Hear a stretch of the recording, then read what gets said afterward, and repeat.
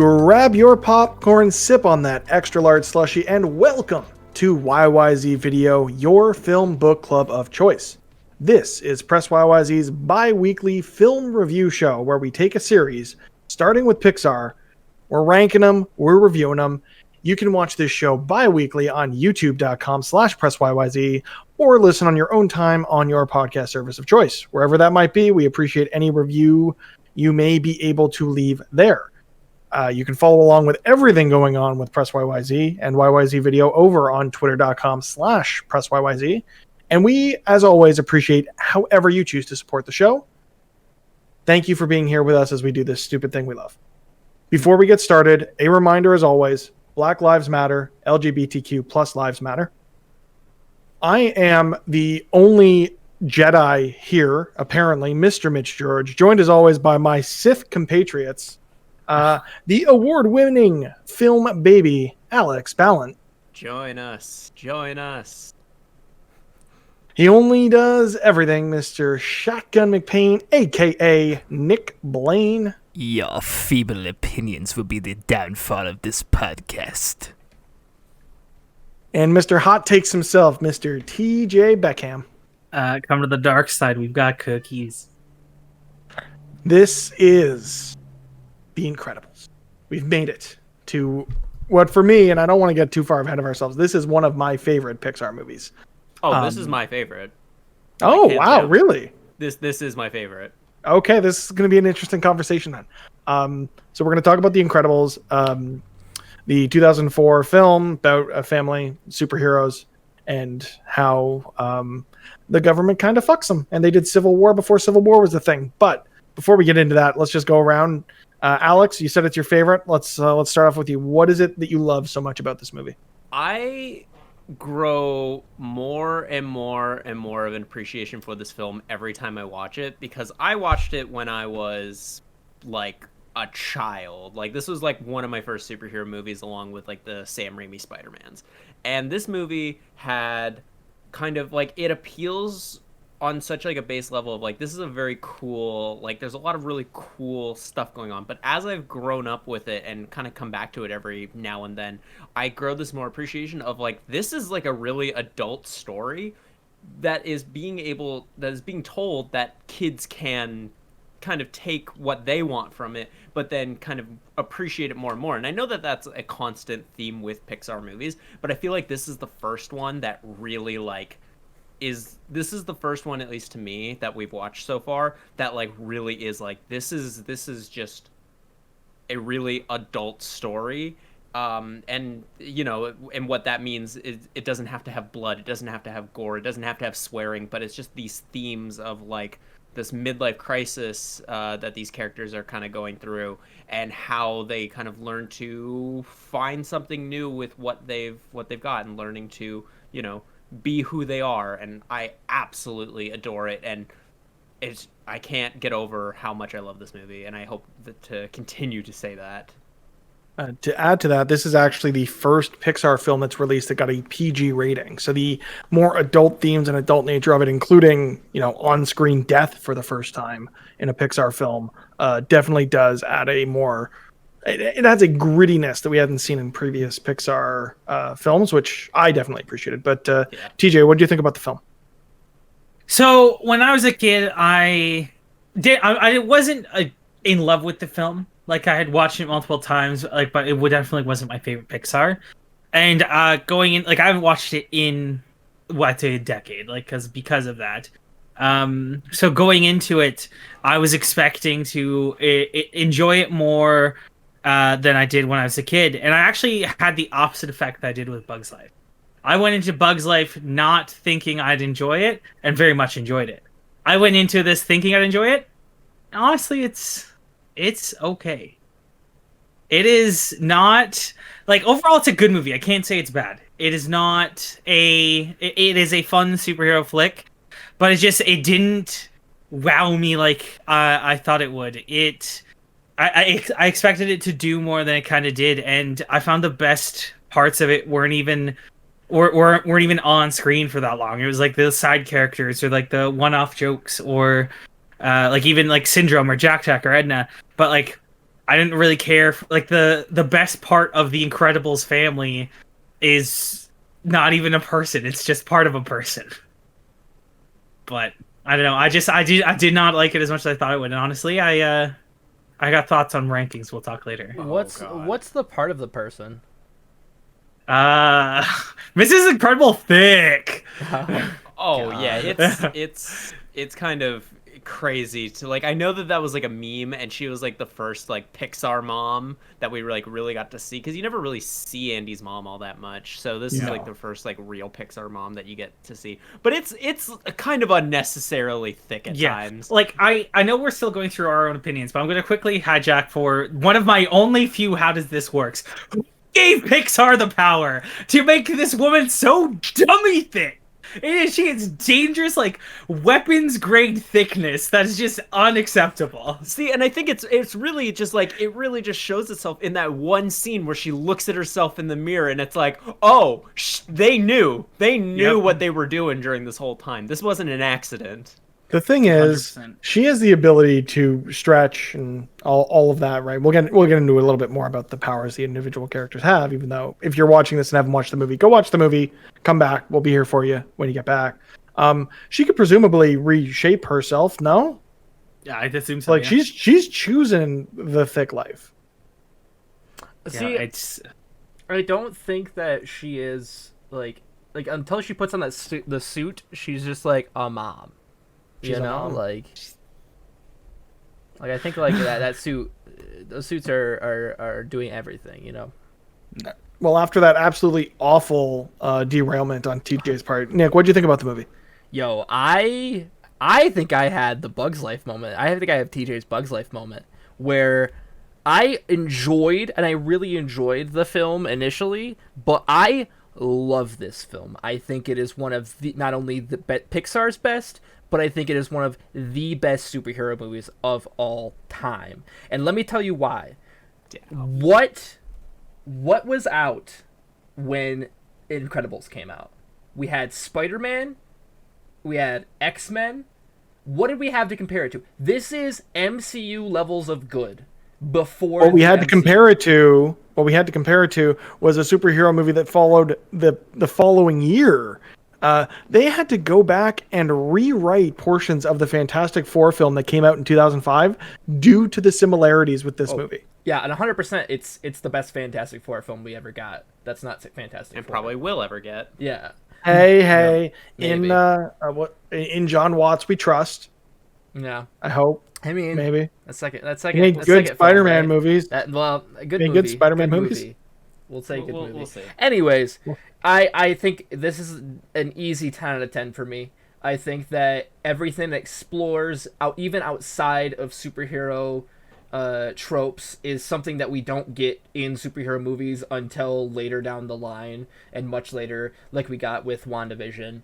And stuff like that, other movies that kind of explore the not only just the superhero tropes, but what it is to be a superhero and the daily lives of these superheroes. Like you talk about world building in Toy Story 2. This builds the world out so well in just one movie. You know, we have an entire superhero squad. We have an entire backstory of just like how they became normal citizens and how they're only able to be normal citizens. This tackles stuff that X-Men tackles, where it's just like, it's a shame. You're shamed if you are a superhero. Like, I think that it's such a great exploration of that sort of movie and the family dynamic really even as well. Yeah. I think it just does so much so well with so little, even, you know, like to go off of, to iterate on, and that's what I have to say about it. It's real good. It's a real good movie. Okay, well, let's get into some of the facts of The Incredibles, written and directed by Brad Bird, best known for films like The Iron Giant, Ratatouille, and in live action, Mission Impossible: Ghost Protocol. This is the first You also can't forget his iconic film Tomorrowland. Let's not yeah, forget that. I like that movie. Okay, I like that second. movie. This is the first Pixar film written and directed by a single person. Not the last, because Brad Bird will do the same on, I think, Ratatouille and Incredibles 2, but I could be wrong about the latter. The film is set in an alternate version of the 1960s and follows the Parr family, who have had to hide their powers in accordance with a government mandate to attempt and live a suburban life. Mr. Incredible's desire to help people draws the entire family back into a plot that will draw back to a fan turned foe. The film premiered in October of 2004 at the BFI London Film Festival and was released for the general public on November 5th, 2004. It performed well, grossing over $630 million worldwide. It received widespread approval from critics and audiences, winning 2 Academy Awards and the Annie Award for Best Animated Feature. This was the first Pixar film not to receive an Oscar nomination for its music, which I think is an absolute Nonsense. travesty. 100%.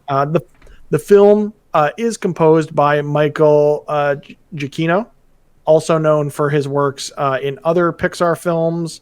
I didn't Google this ahead of time, so give me 1 second. Such as insert title here. Insert movies. Yeah, Whoa. He's worked across film, television, video games even. Known best for his scores of this, Ratatouille, Up, number of different Pixar films. Also worked on, the one I love that we're going to get to in a later episode, Married Life from Up. So goddamn good. And then outside of the Pixar universe, he also composed for Mission Impossible with Brad Bird, John Carter, the much maligned Star Trek Into Darkness. Where else we got here that's outside of that? Oh, that was the one that really stood out to me, was the Doctor Strange score from the MCU. I thought that was phenomenal and very underrated, as well as the score for Jojo Rabbit with Taika Waititi. Great movie. Great movie. Really Okay. good. Moving on from the score, what else do I have here? Brad Bird, being Pixar's first outside director, developed the idea of this film as an extension of 1960s comic books and spy movies that he enjoyed in his childhood.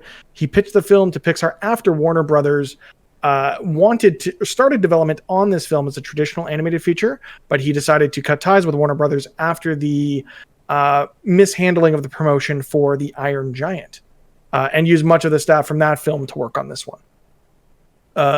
This was the first of Pixar's movies to focus on an all-human cast, which required new technology for correctly animating the human anatomy, clothing, and realistic skin and hair. If I'm honest, the hair looks good, but I think just visually this is a downgrade for Pixar, especially after Finding Nemo. Finding Nemo looked far superior than this movie does. I agree with you. I thought this was just like very stylized. Yeah. That was like the whole point of it.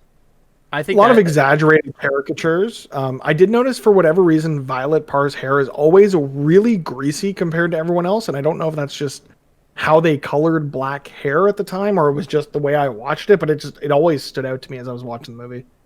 Yeah, I think that the other thing to take into account is that this film is like the real first film where we're focusing on these human characters, whereas before, we were seeing these characters that don't usually have faces. They don't usually have these, like these standout features, and for them to have to focus on that is it still looked pretty good. Like, I don't think it would look like terrible. Yeah, it doesn't look awful, but it just the world and the characters it looked so like plastic and artificial to me. I thought like, the world looked amazing. Yeah. Like I thought it just seemed like, again, it's not like a downgrade going from like a Xbox One to a Atari 2600, but like it's going from like current gen to last gen. Like it just feels like it's not up to snuff like it was with Finding Nemo. Yeah, I think it was a good first step Yeah. into animation of humans, for sure. Yeah, I agree. Okay. Moving on to the film's voice cast. So Craig T. Nelson portrays Bob Parr, aka Mr. Incredible, the father figure of this family possessing super strength. Holly Hunter voices Helen Parr / Elastigirl, who has the ability to stretch like rubber. Fun fact, this movie shares an interesting plot point with another superhero film in which Holly Hunter featured. So she featured both in this movie and the seminal Batman v Superman: Dawn of Justice, which had a storyline with superheroes being sued for causing more harm to society than good. Sarah Vowell provides the voice of Violet Parr, the Parr's eldest, who has the ability to go invisible and generate force fields. Interesting fact about Sarah Vowell, she had not done any voice acting prior to this role. She was discovered by Brad Bird as he listened to This American Life, which is a like public radio show in the US. And she was so apprehensive about taking on this role that they actually took a segment of her from the show she was contributing to and animated Violet to that to kind of sell her on how her voice could fit the character. That's dope. Spencer Fox portrays Dash Parr, their second eldest child possessing super speed. He also provided the voice of Jim and Tim Possible in the 4th season of Kim Possible, and is currently the lead guitarist of an indie rock band known as Charlie Bliss. Whoa. That I'd never heard of. Shit. He's I'd not heard of them before. Bliss? He's the lead guitarist, yeah, and provides vocals. Wow. Yeah. I actually like that. Listen to that. That band's pretty good. Go check out Charlie Bliss. Also, Hickabicka Who? Whoosha. Impossible. Fun fact is, Brad Bird actually had Spencer Fox run laps before performing some of his voice roles or voice lines because he wanted Dash to have this like constantly seeming out of breath performance piece to the voice acting, which I think came through in how quickly he's trying to get through everything fast. Jason Lee is here voicing Buddy Pine, aka Incrediboy, aka Syndrome, the film's main protagonist. I did not know that was Jason Lee until I watched it this time. I said it 3 times during our watch line. I never connected it. Really? I never connected it until we watched it. Jason Lee, like I've known Jason Lee for a while. I think he's by far the best voice actor in this entire. Like he especially because like he plays young Syndrome too. Mm-hmm. Yeah. I think he's the best part of it in terms of voice acting. I would argue that the best voice actor in the film is the one I'm going to talk about next, and that is Samuel L. Jackson in the role of Lucius Best, aka Frozone, Bob's best friend who can form ice from humidity. Samuel L. Jackson was cast in this role because Brad Bird wanted the character to have the coolest voice in the film. They got it. They nailed it, yeah. The director of the film, Brad Bird, actually portrayed a character himself. Edna Mode is voiced by the director of the film, Brad Bird, who he only provided the voice as sort of like, this is very similar to what we saw in Monsters, Inc. with, Roz. What's her face?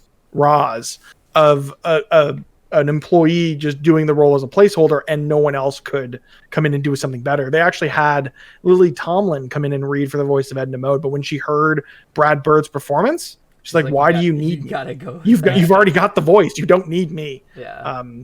Lily Tomlin would have been an interesting choice too. I think she could have done something. She would have been cool good. with it. Yeah. Wallace Shawn reappears in yet another Pixar film as Gilbert Humph. I can't pronounce the name. Bob's boss. An interesting one here. Lou Romano voices Bernie Kropp, Dash's teacher. Lou Romano, a Pixar employee who did design work for Monsters, Inc. and The Incredibles, also provides the voices of Snot Rod in Cars and Alfredo Linguini in Ratatouille. Don't know either of those characters. Okay. Linguini, the main character in Ratatouille. I haven't seen Ratatouille. Oh my god, I forgot you haven't seen Ratatouille. Every time I say it. Yeah. We're How have you not seen Ratatouille? Listen, I saved it. I saved it for you audience. I saved it for what is it? 13 years. Yeah. It's been more than that actually. Wait to see what you think about that movie, and if you don't like it, I'm going to be heartbroken. But that's about all I've got for the facts of the film. And normally here we would get into my wife's segment, Carmi's Corner, where she gets into all her fun conspiracy theories. But Brad Bird didn't really tie anything into the Pixar conspiracy theories here as an outside director coming in for the first time. She tried. She could not find a damn thing in this movie.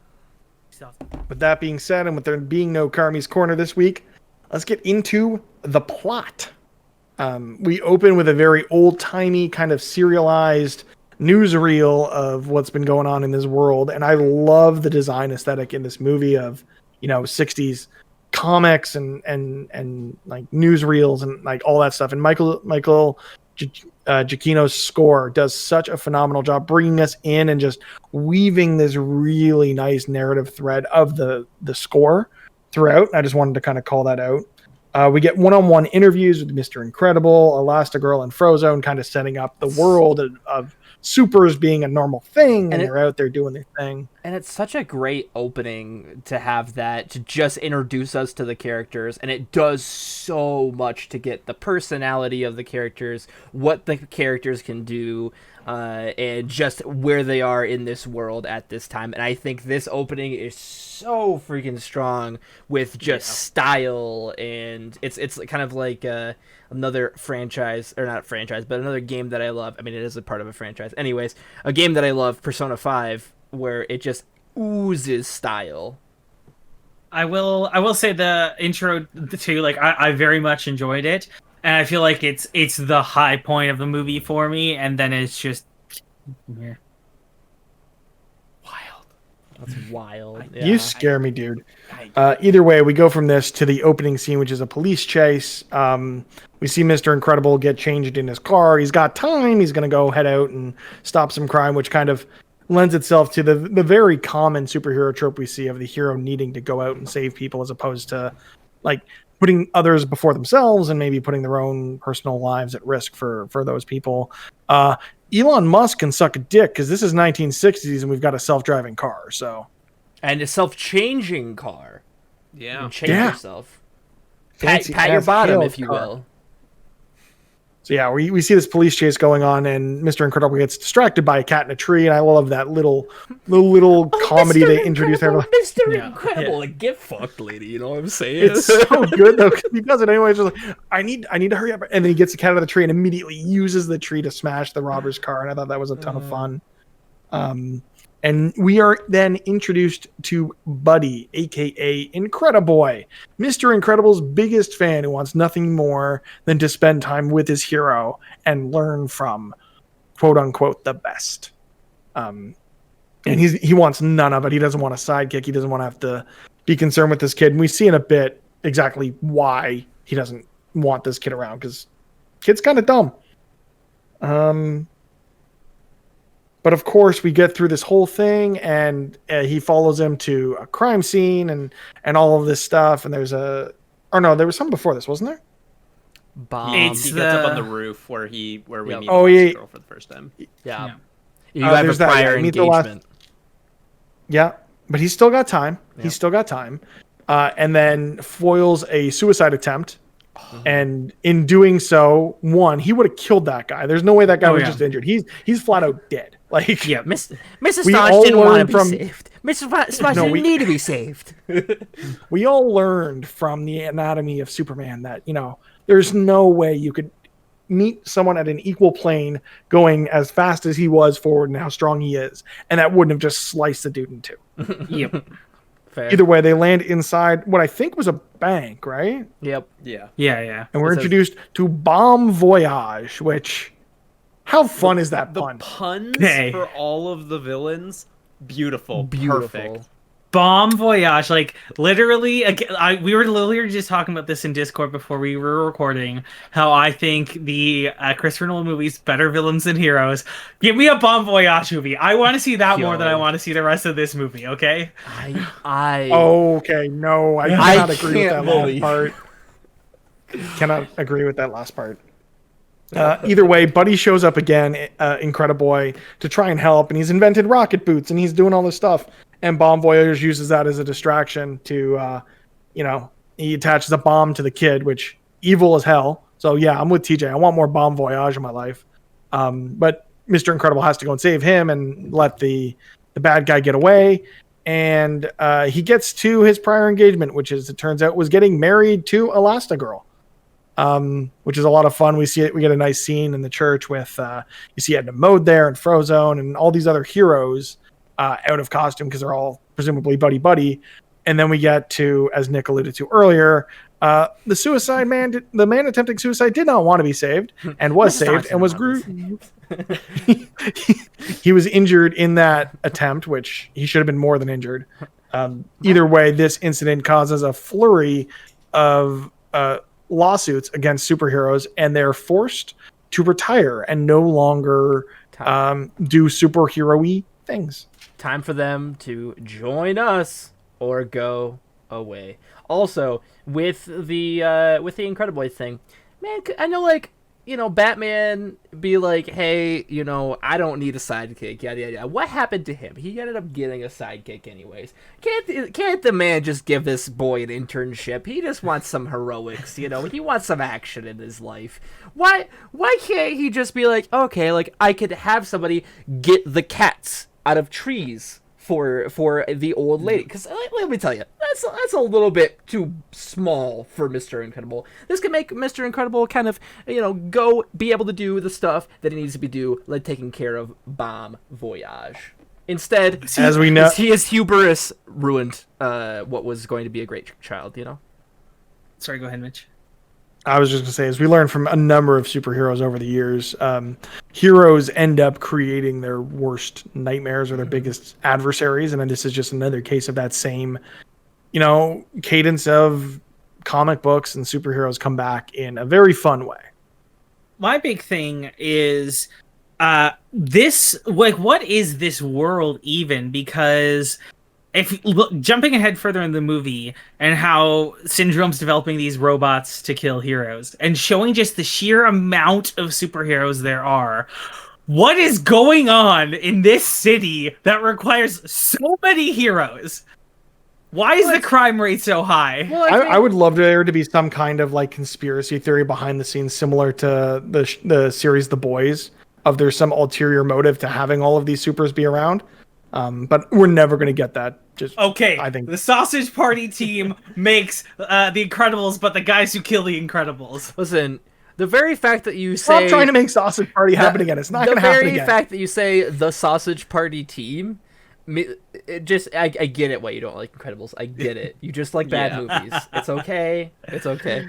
I will say we all have our vices. I think that, like, it's a thing that, incidentally enough, I think that the Christopher Nolan Batman movies explore, where it's just like, if you're a superhero, you naturally create crime as well as, you know, as being the superhero that takes care of that crime. You know, you gotta be the hero that the city deserves, not the one that it needs. They say that a hero can save us. We're gonna get DMCA'd right there. Not gonna. That was like 3 seconds today.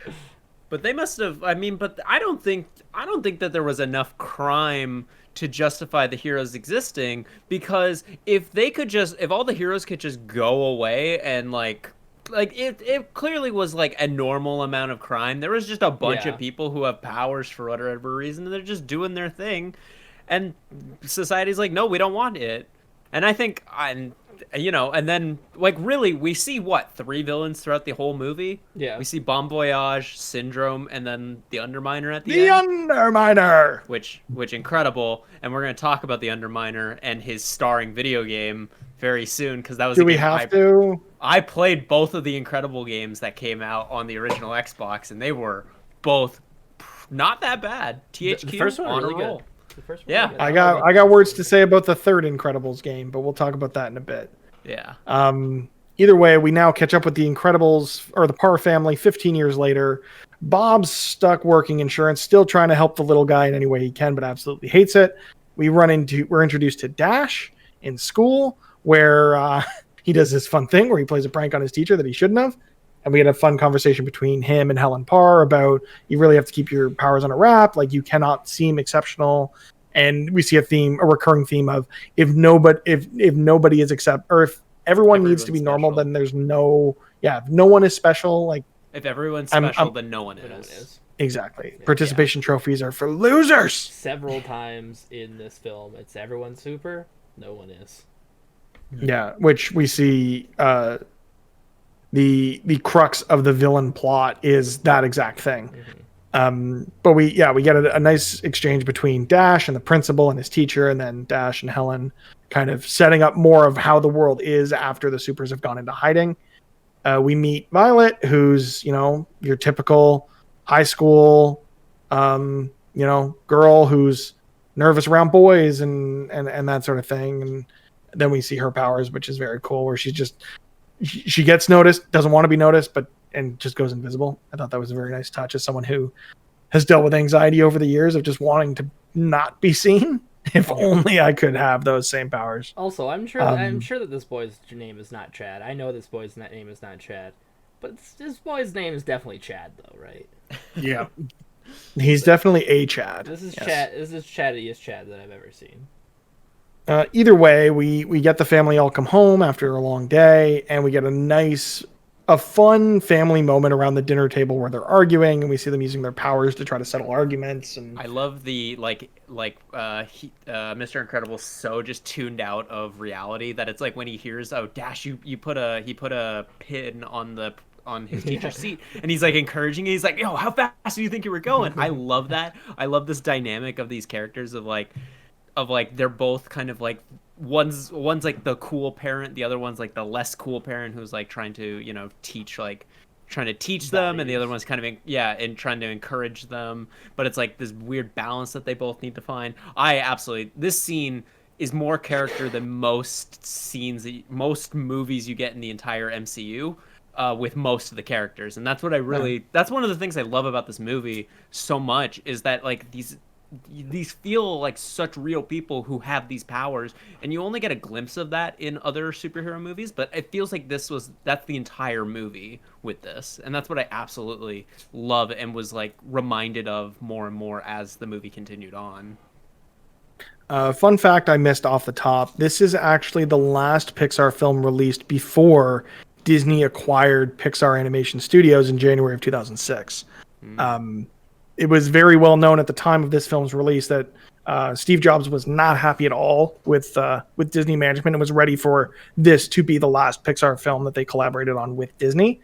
It led to the president of the Walt Disney Company, Michael Eisner, being removed from his position, and Bob Iger was instated. And one of Bob Iger's first moves as head of the Walt Disney Company was to repair the relationship with Pixar, so much so that they got to a point where the company was acquired by Disney in 2006. Moving on. Actually, something I forgot just before we get the family scene. I love the moment when Mr. Incredible comes home. Or was that later when the kid sees him? It's right before. No, it's right before. It happens three times. It happens more than once. Yeah. So the first time we see him come home from work, and he does something stupid, and the kid sees it and is kind of confused. The next time is after he gets fired, and then after that is the end of the movie. I like the bit with the guy like saying right there, right as I'm sitting down. Like if you like that voice now, you just wait. Every time I hear like coincidence, I think not. Like I immediately think of that character. Yeah. So at this point, Lucius shows up for bowling night with Bob, and it's not bowling night. They're going out and they're listening to the police scanner all night, reminiscing about the good old days, waiting for some crime to help solve, and seem to be followed by a mysterious person in a trailing vehicle. It's amazing that they got Lady Gaga for this movie, you know? Not Lady Gaga. Yeah, before her prime too. Yeah. You know? Either way, they end up chasing after there's a fire, and they go and they try to rescue some people from there. And there's a fun scene where they break into a jewelry store, accidentally saving people, and the cops come in. The one cop gets frozen because he found them. That was a lot of fun. Where he's just, I just need a drink of water. Freeze. I know. Freeze. So good, so fun.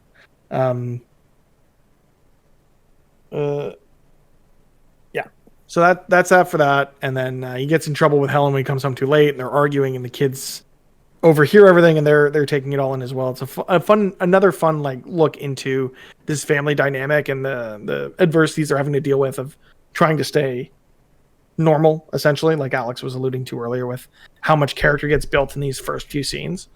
And then we get to the next day, and Bob is getting absolutely reamed by his boss for helping his customers as opposed to helping the shareholders. And he witnesses a crime happening as he's in that meeting and just absolutely loses it on his boss, and should have murdered him with how hurt he made him be, throwing him through like what 4 walls, Yeah. At least, yeah. A company, revealing to the rest of his office that he is in fact a super. a company is like a clock. All the clocks are fit and wound tight. All the cogs mashed together, and it all works. Except when you get that incredible clock. You know what I'm saying? Oh man, there's so many lines of dialogue that happen that just like it's so quick and so witty, and just like it's a blink and you miss it, but when you like hear it, it's so funny. Like Yeah. I love the line where Mr. Incredible's like, so you're telling me we're not supposed to help our people? customers? Legally, I have to say no. The law requires me that I say no. Yeah, I Which love it hits way too close to home for anyone who's ever had to deal with insurance. I remember my grandma, when she was going through some hard times at this point, and it was just like, oh, that's me as a little old lady. It's like, I don't know what I to do. I would like to help you. I would like to tell you, you go here and fill out this form and complete this and get it all done, but I can't. No, so yeah, he's absolutely fired. And a friend from the good old days, I can't remember the agent's name, Dicker. offered. Dicker. Yes, thank you. He offers to relocate the family, for old time's sake, and Bob doesn't want to see the family uprooted because we saw earlier in the movie they just finished unpacking from their last move because Bob seems to have a history of not keeping his shit under wraps. So he's going to find another way to deal with all of this. And we get a scene where he comes home and he's super frustrated and he breaks the window of the car, closing the door. Or was that the early one? No, that was the early one. This scene when he comes home, the kid's on the tricycle sitting there just staring at him, and he's like, "What? What are you waiting for?" He's like, "I don't know, something amazing, I guess." That's how I feel watching this movie. I fucking. But it's so good, dude. It's It's so good. so much right now. It's so good. All right. Well, either way, Bob keeps this all under wraps. Doesn't really tell the family what's going on. And as he's unpacking his suitcase from the office after getting canned, he finds a mysterious message that was left for him from our silver-haired person of mystery. Turns out it's a job offer, basically. They will offer him 3 times his salary to basically come out of retirement and help them deal with a problem that no one else seems fit to deal with. He sees the ability to relive his glory years by going down this path, and he's got no other options on the table, so he goes for it. We see the trope of the negligent father who's never around because he's going to all these conferences, and it really does hurt to see this because this is such a trope we see over and over again from things that involve like adultery and not being faithful to your spouse, that it really does hit harder than you'd expect it to. Mm-hmm. See, my whole thing with the scene of him getting the message, and I don't have many how this works. I guess you can count it because like they're humans. I don't have any questions here. I know how humans work. I've had that talk with my parents. I've had that talk with my parents. Well, I mean, we don't know how she's so thick, but exactly. But the message explodes, and then sprinklers go off in his house. What house has sprinklers in it? I thought the very same thing, TJ. I'm like, what kind of House in the bougie 60s? ass shit is this? Like, that's literally. I had to write it down. Like, what the hell? Like, It's not an apartment. It's a fucking house. Like, yeah. Okay, so my thinking here is if they're moved into this house by the government who's making sure the supers are all under wraps, they know supers Relocation. are weird, and it's let's say it's a super safe house. That's a good It would have point. been prepared for more things than a traditional house would have, which is how I always rationalize the house having sprinklers. That's a real good point. Whack. I have those once in a while. Yeah, so Bob's off to his conference, and there's this whole thing where they go through, and he learns about the mission, what he's got to do, and then we get him getting launched out into this island, including a couple of fat jokes, which I didn't appreciate. I Them thought trying they were hilarious. sardine him into the ship. And then when he lands, he can't get out of the ship, so he has to bust his way out. Fun fact, the island like Syndrome's Island is based off it was rendered to resemble Neverland from Disney's Peter Pan. Oh, interesting. never got that. That makes a whole No. lot of sense. No. No. Either way, Mr. Incredible makes his way to the island, and he runs into the I got it written down, the Omnidroid Omnibot. V something or other. Omnidroid. I had it here somewhere. It doesn't matter.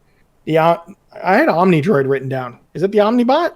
I thought it was However, Omnidroid. the giant The testicle big robot. giant Omni, testicle big robot. bootied Yeah. robot. Yeah.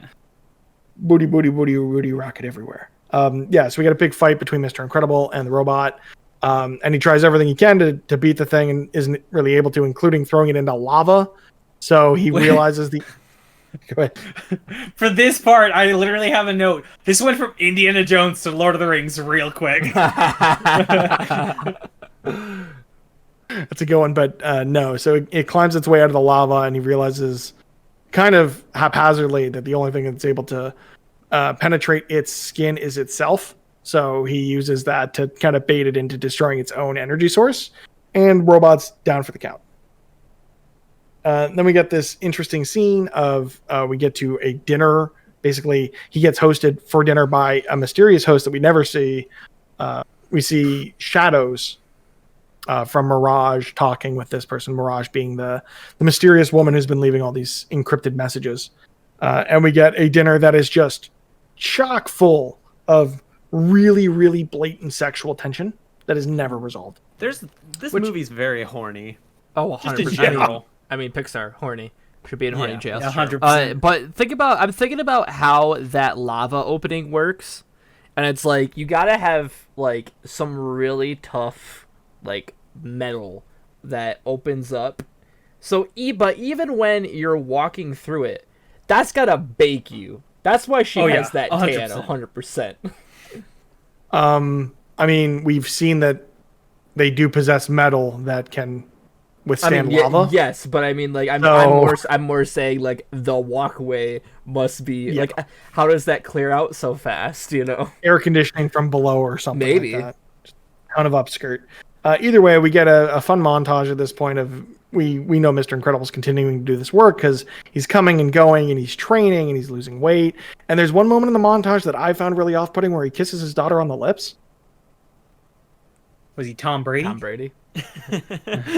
Basically, that's what I was waiting for.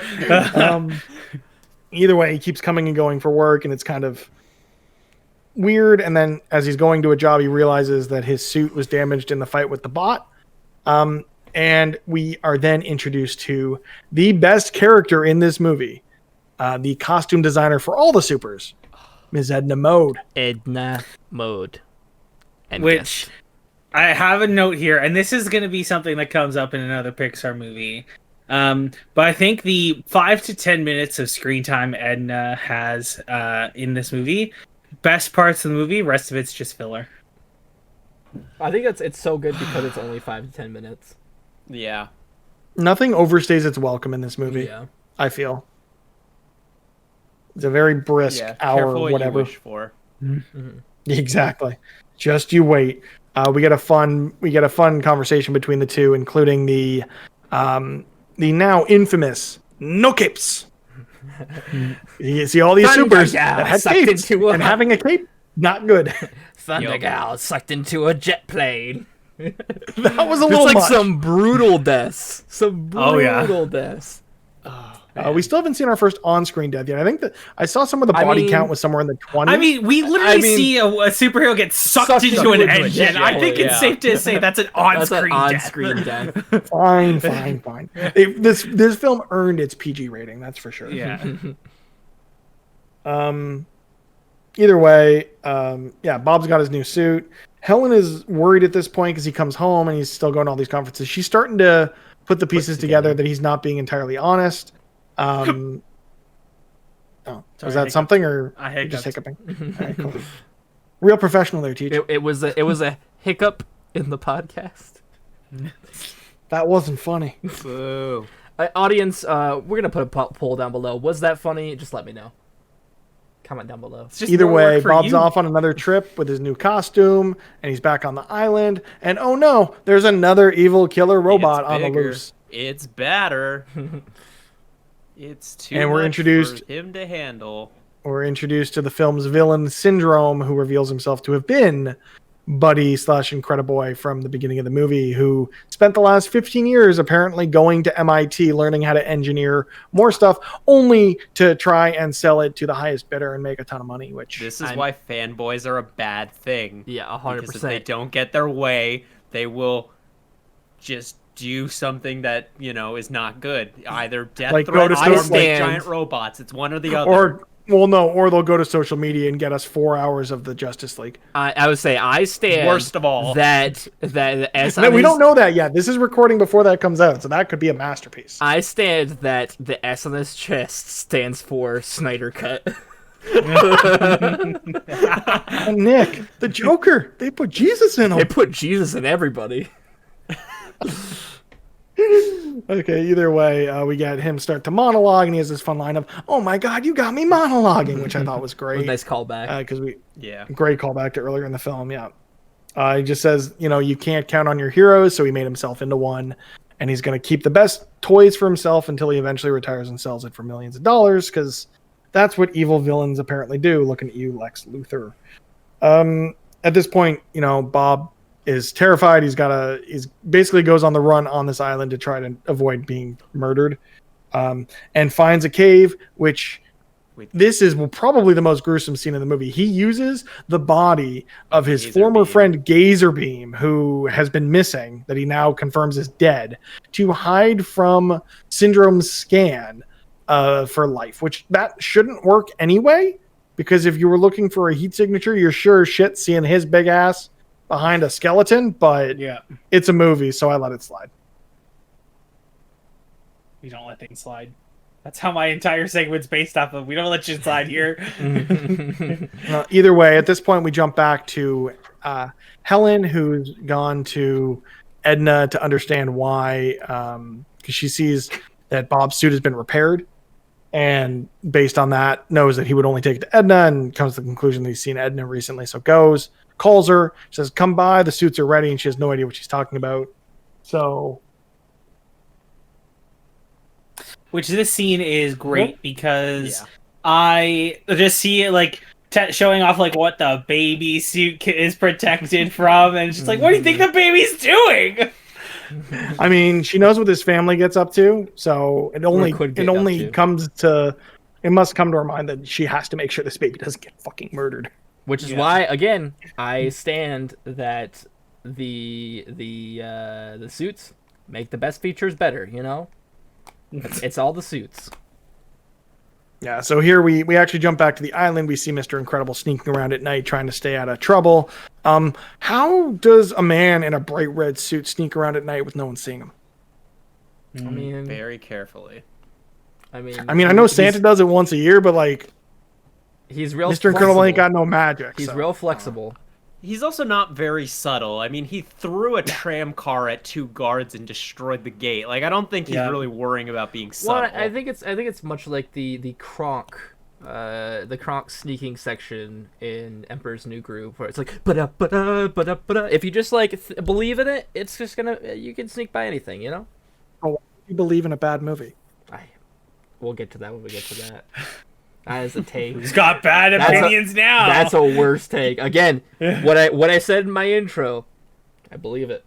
Anyways. Either way, we jump back to Edna and Helen. Helen basically has come to the realization that he's lying to her and probably cheating and doing other stuff. Why do I have a milkshake from Burger King? Welcome Okay. back to I don't Burger- remember there being Burger King advertisements in this movie. Welcome to So the we're Burger not King Milkshake Cast. they're not paying us. I And ain't this is a putting that- great time McDonald's to- that had to- it was McDonald's that had the Incredibles tie-in. Thank you very much. Exactly. What a great time to remember- announce that our not sponsor for this podcast is not Burger King. Welcome back Definitely to not. not Burger King. Definitely not Burger. So back to But this Burger podcast, King- not Burger sponsored King- by Burger King. Burger King, maybe make some more of those Sneak King games, Make good burgers. Or just put it on backwards compatibility. Exactly. Unless it's already there. And in that case, get on you. Either way, Edna gives Helen this pep talk of, "You are Elastigirl. You can figure this shit out. You're not no damsel in distress. Go and basically fuck up your husband's day," which she decides to do. Oh man, the scene with the tracker in his suit and like all exactly of what I'm the getting lights turning on, horrifying. that horrified me as a child. 100%. Just those What I are really those? liked- What are those black balls? Yeah, like the pacification jelly is what I put in my notes. I like that scene a lot. Yeah. Well, and like, Yeah, how does it not kill him?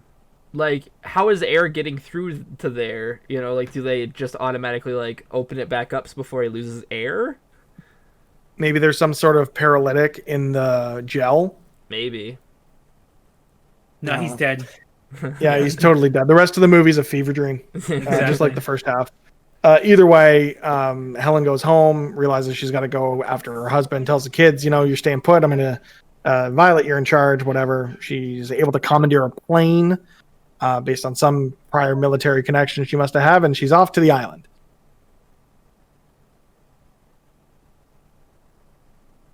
I know. This is also where we get the introduction of the babysitter, who's again the side characters are what make this movie as good as it is. And I want to also say that I know we're not ranking it, but it's only because it would be the best short. And Jack Jack Attack, fantastic, So good. fantastic Yeah. how it ties in with everything.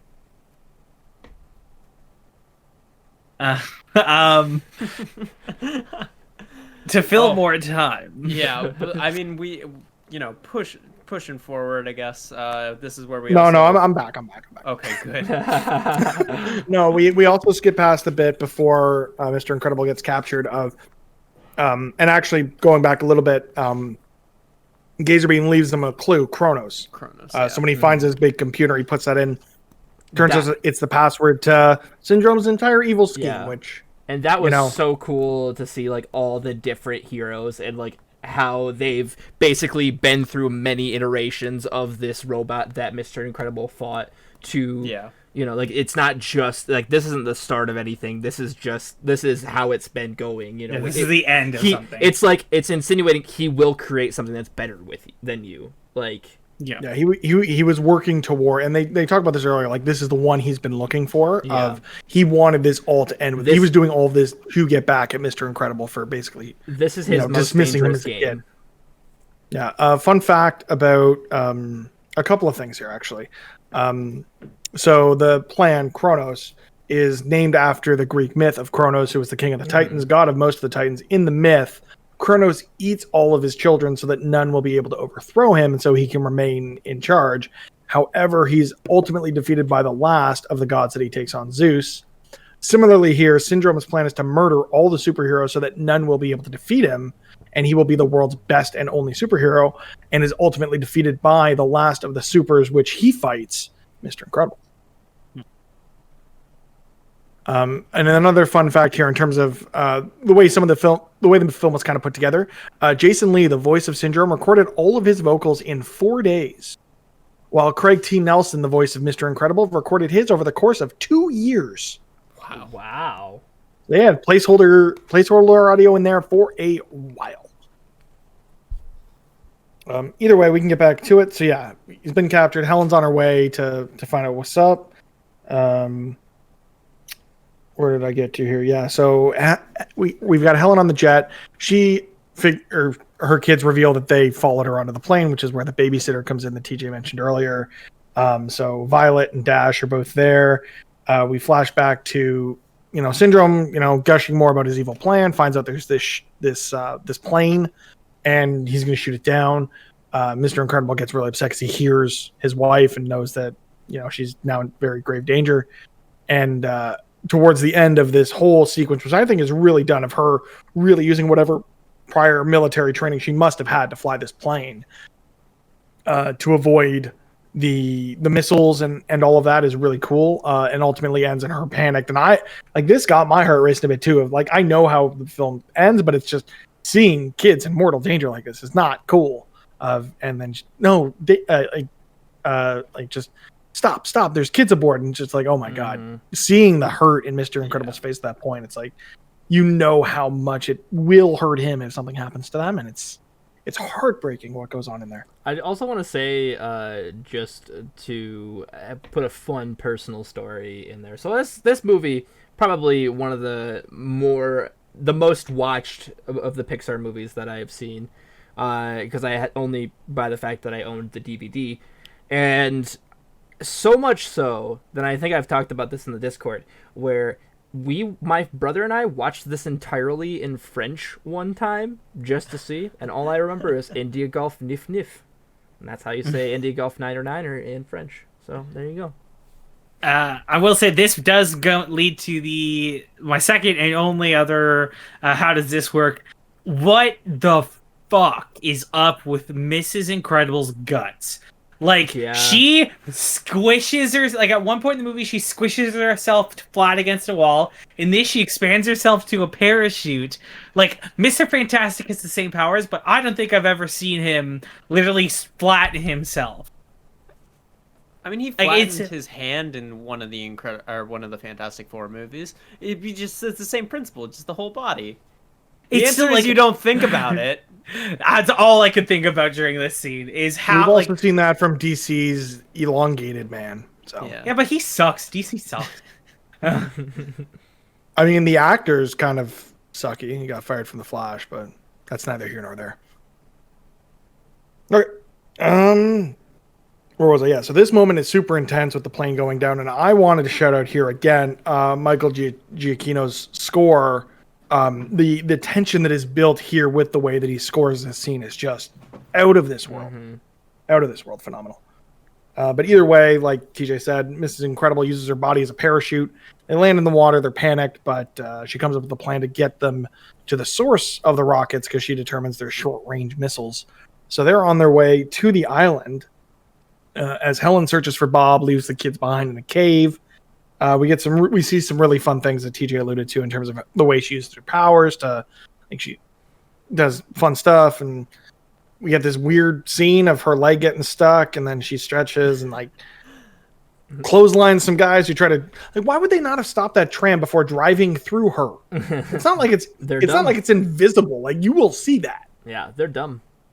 There's dumb. Either way, we get some fun bits there with her using her powers, but ultimately, the plan of Syndrome of launching his Omnibot droid 9000 at the city goes off because the missiles launched with the bot aboard, which drives Dash and Violet out of the cave they were hiding in, because turns out that was an exhaust bay for the fucking rocket, which is terrifying. So now we really get into the superhero fights. The whole rest of the movie at this point feels like one big climactic battle of the kids are trying to elude the guys, and we also get a really intense scene in here with Mr. Incredible, and he basically tries to murder Mirage because he's lost all hope at this point, which is heartbreaking. But she ends up letting him out ultimately to go and be with his family because she realized they know that they're on the island and that they're still alive, so she knows she can get him back to his family, which Mrs. Incredible walks in on and absolutely smacks a bitch. Yeah. And she's just out like a light because she's assuming that this is the woman that he's been cheating on her with, but he's not been cheating. He's been cheating on life and trying to relive his glory days. Yeah. My notes for this movie at this segment, when the kids were running away from the guards, Dash killed a man. Dash killed 4 men. Dash killed at least 6 people. He probably had the highest body count in the film. This is his downward spiral. And to think about how dark this movie kind of gets, even just in that small window where Mr. Incredible thinks that his family is dead. Think about one where both of it's with this lady, but one where she, he gets her only to try to, ruse into Syndrome, and to say, hey, let me go or I'll break her neck. It'll be easy.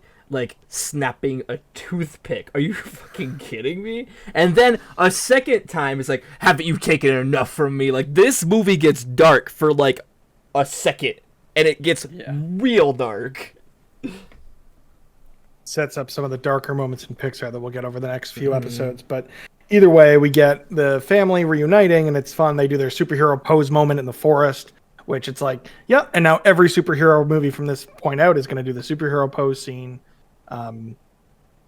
family together, works together, everything's great. They realize the missile has launched at the city.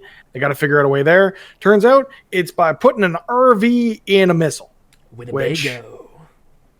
Well, it was technically like a media van. I don't know why the hell there's a media van on this island, but there was, and it was Well, it's surveillance. plot candy. I guess. During this part, Nick, we were watching the movie in the Discord together, which y'all can join if you go to invite.gg/press YYZ. That's the one. And Nick pointed out probably the darkest line in this movie, which is every time they run, we take a shot. Yeah. Yeah. Bad guys be bad guys here. And I love it, and anytime, let's watch the Batman vs Superman, and just every time someone runs, let's take a shot. I mean, I'm down if you are. 3 hours, we'd be dead. We'd be dead. No, Man right, of Steel is the movie where we would die. Another thing that I did bring up, and again, in the comments, you can sort this out. Let me know what you guys think about this. Does anybody actually say, "Are we there yet?" anymore? You know, like, I feel like we have things to preoccupy our time at this point. Like, and we have GPS. Like, I feel like that phrase is obsolete. So, comment below and let us know. Do you think "Are we there yet?" is obsolete? Thank you. Ice Cube would beg to differ. The continue. movie, not the movie. We'll just be very clear, not the movie. All right, we go from Ice Cube to Samuel L. Jackson as we get a fun scene after the robots landed, started causing chaos of where is my super suit? You One of the could most iconic scenes in this entire movie. I just want to say with that transition, I appreciate that transition, but I wish it was when you only go from Ice Cube to Ice Man. He's not Iceman, he's Frozen. I know, but like, Samuel L. Jackson. Not my Iceman. Wow. Either way, we get a fun exchange between him and his wife. Of she got rid of the things. Like, no, where'd you put my? It's so much fun. Talk about the greater good. I am the greatest. How the greatest good you ever gonna get.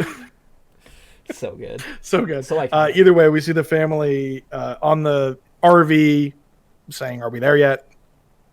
When the missile opens up and they fall out of it the same way that the robot did. That RV hitting the pavement should have exploded. 100%. 100%. They should all be dead. Work. This should have been a family massacre inside of that. Like, All they right, should we're have off been a to save the milkshake on the day. inside of that. Okay, and I now also- to tie back. Oh, sorry. Go ahead. I love that scene of like once they hit the highway and they're like, okay, we need to get to the financial district, and they like are arguing about like which exit to take. Again, it's Right. another character. This movie's filled with character moments, and I just loved. This one was one of the best. Well, and ones. it definitely, like, it does such a great job at blurring the line between superhero movie and family movie, where it has those elements. They're going to take care of this threat to their city, but also it's like, oh, is it this way? No, it's that way. I remember reading somewhere on a map it was that way, where you usually get with these family comedies. Yep. So much fun.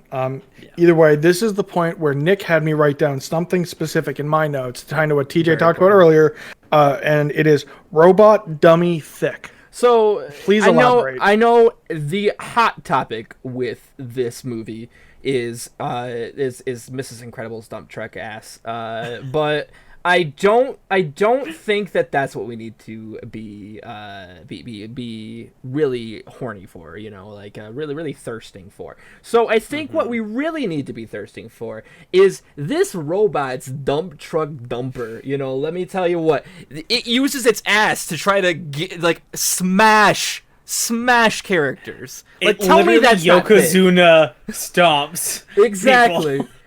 Exactly. So tell me, what is the real dump truck ass here, you know? My dumb ass deciding that I should continue to host this show after having conversations like this. Yep. Either way, these cool people looked at explosions as the whole city starts to crumble around them, and they come up with a strategy of how to fight this thing between Frozone doing his ice throw thing and everything else that's going on. The one thing I will say here, there's a couple, like, during this part, there's a couple flashback cuts that I just found very strange. The flashback cuts are the most jarring part of this movie. Yeah, I Or thought they just were like good. the fade in where it's Syndrome like hitting the button. It's yeah, like I think we understood that. yeah. It's very weird. I don't know. Like I can't say it took me out of the moment because I do think the combat, like this whole portion is fun. It really picked up for me, but the flashbacks just were like, really, like do we Yeah, need to see this? that always We all that always made me. we get a fun we get a fun moment too between Mr. Incredible and Dash where they're playing catch, but with the fate of the city on the line, and this is the first time that he sees his son running on water, Mm-hmm. and that is seeing it the first time you see it in the movie when he's running through the jungle is one thing, and then just how proud he is after that of like talking about him running on water and everything. Just a fun family moment that you couldn't get in any movie other than this one. Mm-hmm. But either way, they find a way using Syndrome's controller and an arm that fell off to kill the robot, and everything's cool because the robot's dead, right? Wrong. Syndrome actually went to the Parr's house. There's a fun tie-in to Jack Attack, which we talked about earlier, of all the voicemails the babysitter left for Mrs. Parr, and she's listening to all these as they're in the limo on the way home of Jack just absolutely destroying the house. And we get back to the house, and the replacement sitter is there with Jack, and it is Syndrome. Well, see, the S stands for sitter, but it was gonna stand for babysitter. It was gonna be BS, but then you understand why I can't have BS on my chest. Like, it's such a great line.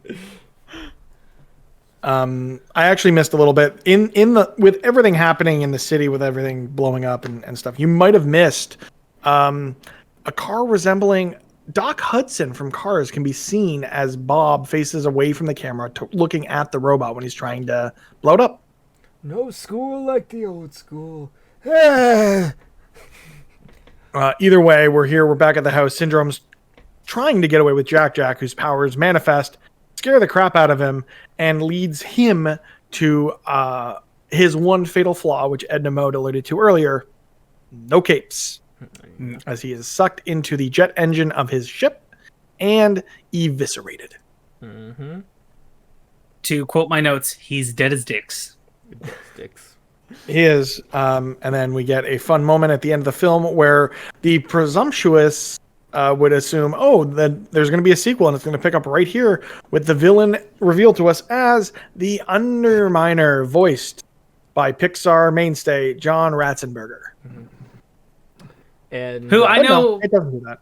Mitch, we were talking beforehand, and I know you weren't originally going to bring this up, but Mitch, a fun fact that he discovered that neither of us realized: John Ratzenberger was in Empire Strikes Back. Wait, what? Wait, He is in I thought Star you were gonna say Wars. Cheers, because I'm like, that's something that they probably don't know. No. No, he is. He Star Wars. has like a very, very small role and speaks once in Empire Strikes Back. I have to look that up at later. I watched the scenes before, like That's so maybe an hour amazing. before we recorded. That's Blew my insane. mind. I will say, as we get to the end of this film, this is Pixar's first movie not to feature an appearance by the Pizza Planet truck. While making the movie, writer-director Brad Bird, who at the time was not familiar with the Easter eggs of Pixar films, since he was the first outside director to do a Pixar film, didn't think about where to put it in and didn't know whether or not animators snuck it into the film. People have screenshotted things and that's it back there, that's it here. But Lee Unkrich, mainstay of Pixar, has confirmed that the truck does not appear anywhere in. But that's The Explains why Incredibles. this movie's this movie. I also want to say with the Underminer, I don't know if anybody else sees this, but man, the Underminer has like the uncanny valley of being like realistic and not realistic, where it's the way the Underminer is filmed. I don't know if it's at a higher frame rate or what, but it feels like the Underminer is there. It feels like the cell shaded things that like people will do with like live action. It's just such an uncanny valley, and I don't know. You mean his vehicle, right? Well, no, like when he comes up, even and the it's like character it's like animation. I am the Underminer, and like the cape moves like real like cape like, and like his motions like have this motion blur about him that make him seem real. So yeah, Hmm. it's a great right. film. I don't- It's a great film. I don't have a good transition to this because we don't even have a name for this segment. But Alex wants to talk about video games, so this could be Alex talks about video games for a All bit. right. Yeah, there are two Incredibles games that came out on the Xbox, PS2, and GameCube. One of them, a movie tie-in game, actually not that bad. Very much good. kind of, it's kind of like one of those like beat 'em ups, like it's co-op usually. The first one was co-op, right? Like Yes, the movie one? yes, Yeah, yes. okay. Yeah, and so it was fun. I remember specifically there's a level in it that always like just is implanted in my brain of being so hard, and maybe it's because I was a child when I was playing it, but it's specifically the level with the apartment on fire and you have to like try Oh, and get yeah. through it. It was very hard for me, and I remember when I had when I was a little bit of an angrier person, I did break a controller because of it. Yeah. Of So course you did. that was a fun little anecdote. And then there's a second Incredibles game, at least that came out on that generation of consoles, and it is what for the longest time was the sequel to The Incredibles, and it was The Incredibles Rise of the Underminer, which was another co-op game where you play as either Mr. Incredible or Frozone, and it was I mean who knows if it actually held up, but I remember it being really like I really dug it, and maybe it's because I was just so into the movie that I just wanted anything else. Looking at I over the course of this recording, I've been watching a little bit of like a let's play of it. Let me tell you, none of the voice actors came back, so it's a little weird. Yeah, the Rise of the Underbanner, I don't remember being that good, but the Incredibles tie-in game, real good. It's surprisingly solid. good. So another Incredibles video game where they did not get the voice actors back, Lego The Incredibles, which I've been playing a little bit leading up to this recording, and you can probably catch some of it over on twitch.tv/PressYYZ or on YouTube at a later date. Also, not great. I had it crash on me multiple times in the first level. Maybe it's because I'm playing it on the Switch. But yeah, it's a Lego game. It's a Lego game. Either way, we can do that. We can talk more about video games later. What we got to do right now is have Pixar guys talk theme park rides. Pixar guys, we're gonna talk about the theme park rides. Yeah! Welcome once again to Pixar guys talk theme park rides. And today we are talking about the only Incredibles themed ride I could think of at a Walt Disney theme park globally, and that is the Incredicoaster at Disney's California Adventure at Disneyland Resort in Anaheim, California. This ride is actually a re-theme of an earlier ride, because we all know, if you've seen the wonderful Imagineering story on Disney Plus, that California Adventure did not open to much acclaim. It was initially opened as California Screamin' in February of 2001. It's the only theme park the only ride at the Disneyland Resort in California that has an inversion, and is the fastest ride at the park with a top speed of 55 miles an hour. It closed in 2018 to be entirely rethemed after The Incredibles. It is now known as the Incredicoaster, to tie into the sequel releasing in 2018 or 2018 as well. Its opening coincided with the debut of the newly rethemed area of California Adventure, Pixar Pier, which is a ton of fun to look at. And one day I want to go and ride this because I like theme park rides. Pixar guys, we're talking about them theme park rides. Wow! All right, now, let's talk about that score as we rank the Randys. Rank and Randy. I don't know. Rank. I didn't know if you had anything for that. We do have a rank. Either way, we call ranking the Randys. Okay, there we go. I'm Randy. Yeah, we called this ranking the Randys back when Randy Newman did all of the music for Pixar, and that changed with last week's. What movie did we do last week? Finding Nemo. Finding Nemo. Thank you. And now we're talking about Michael Giacchino's score for The Incredibles. I absolutely dug everything about this. The 60s vibes, the spy thriller vibes. So good. What everyone else think of the score? The score is good. Immaculate, I think. I mean, I think it captures the spy feeling and adds to the overall like spy-ness, that the spy side of this film. And I think it also captures the time period as well very well. I think it works with the movie, but that I can't remember anything particular. When I'm trying to think of the sounds of it, I'm literally just thinking of the Mission Impossible theme.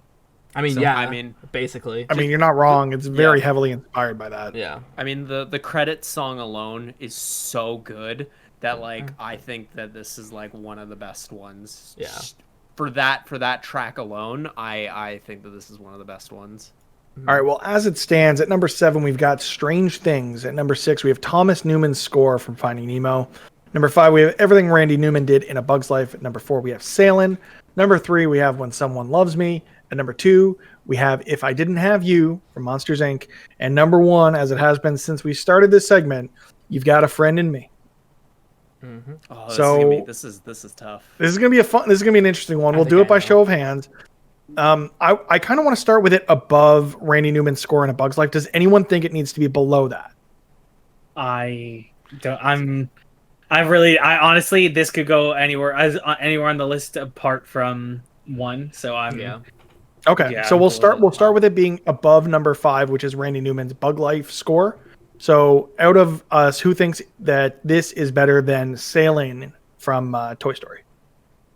Okay, 3 hands are up, including my wife's milkshake that is not from Burger King. Yeah. So it's above Sailing. Keep your hands up. Who thinks this is better than When Someone Loves Me from Toy Story 2? Oh, we have a tie. Honey, your hand went down? Yeah.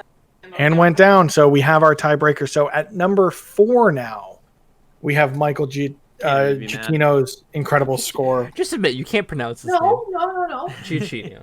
It was not better than Somebody Loves Me. Yeah, no, it's better it's than not. Sailing. I moved down better than Sailing. Oh, okay. Yeah. We got it. Okay, so as it stands at number 8, we have Strange Things. Number 7 is Thomas Newman's Finding Nemo score. Number 6, we have Randy Newman's Bug's Life score. Number 5 is Sailing. Number 4, we have Michael Giacchino's incredible score from The Incredibles. Number 3, we have When Someone Loves Me. Number 2 is If I Didn't Have You. And at number 1, You've Got a Friend in Me. still not the best Did I Have You song. But that's another topic. Let's go. Yes, this is butterfly. Oh, hey, look, it's Heimlich. Heimlich come back to scold us for putting that score so low. Either way, let's move on to the short that accompanied this in theaters, because that's where we've kind of drawn the line and why we're not talking about Jack Attack. Unfortunately, the theatrical short for this film was Aboundin', written and directed by the dude that voiced a thing that I forget right now because I didn't put it in my notes. Agent Dicker.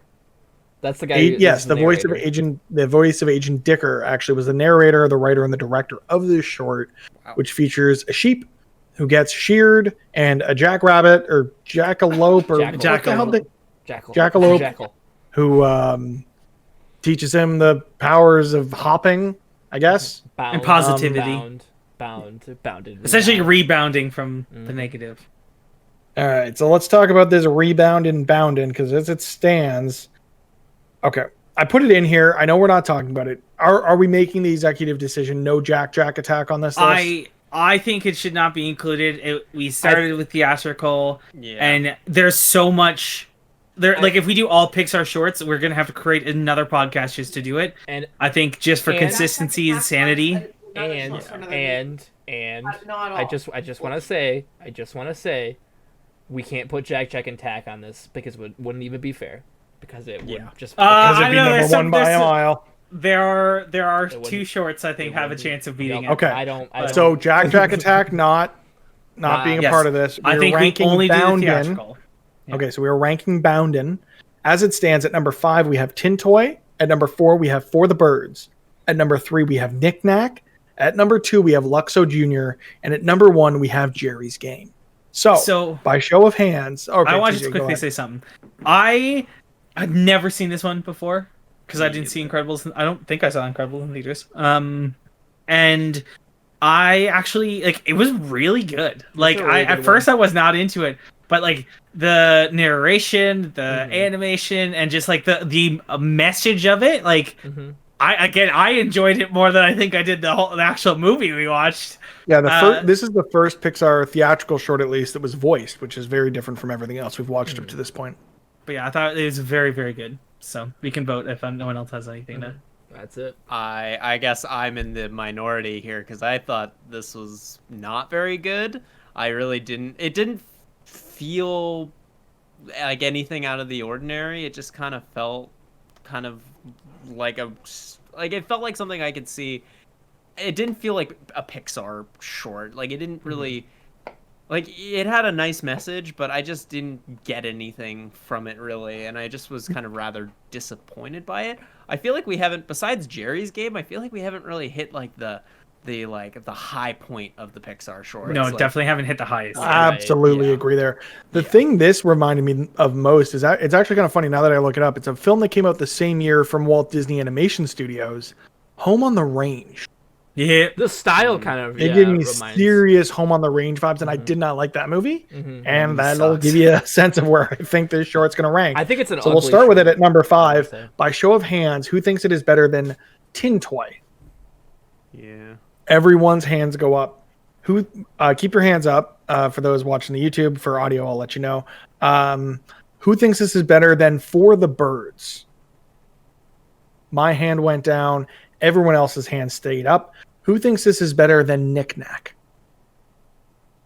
Okay, it's tied between the main host. TJ dropped his hand here. My wife, as the tiebreaker in the room, still has her hand up. So it is above Knick Knack. Who thinks this ranks above Luxo Jr.? Alex's hand What? goes down. So, Nick, wow, what? really? Nick. Wow. Luxo Jr. should be number 1. First, It's just because should not it's be. only It because should of the not be. iconography. You guys only pulled that up because it's the iconography. That short fucking sucks.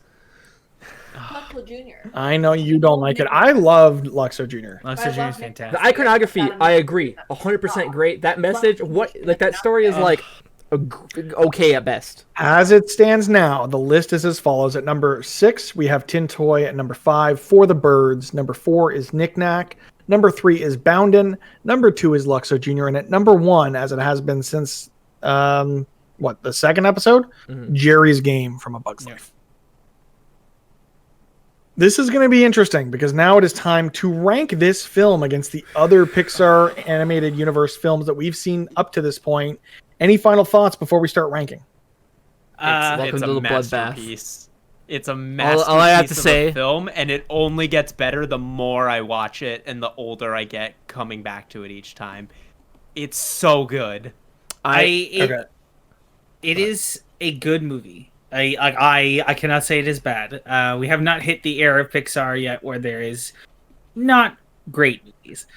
But Bad. I just I don't care for the story much. I like the best parts of this movie are the side characters, and I think it's technically a downgrade for Pixar.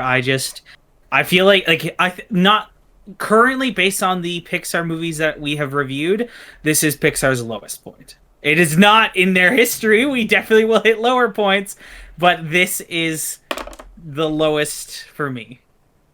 This is going to be fun. Carmen, we're going to need you as tiebreaker on this one a lot because TJ's dumb. Okay, so the list as it stands, at number 5, we have A Bug's Life. At number 4, we have Finding Nemo. At number 3, we have Toy Story. At number 2, we have Toy Story 2. And at number 1, we have Monsters Incorporated. By show of hands, I think based on TJ's comment, we have to start at the bottom. Who thinks this is a superior film to A Bug's Life? Everyone's hand is up except we only need you in the case of a tie, honey. Everyone's hand is up minus TJ's. Who thinks this is a better film than Finding Nemo? The same 3 hands stay up. Who thinks this is a better film than Toy Story? My hand goes down. We now have a tie. Alex and Nick say it is better than Toy Story. TJ and I do not. Wifey is the tiebreaker. Is this a better film than Toy Story? The hand is up. So this goes above Toy Story. Thank you, Carmen. By show of hands, who thinks this is a better film than Toy Story 2? You've got to be kidding us. Yes. Thank you, Carmen. Yes. And by show of hands, who thinks this is a better film than Monsters Incorporated? No, my goes down for that. The tiebreaker hand goes down, everybody. So this Okay, film I'll take comes number in at 2. number 2. The list is as follows. At number 6, we have A Bug's Life. At number 5, we have Finding Nemo. At number 4, we have Toy Story. At number 3,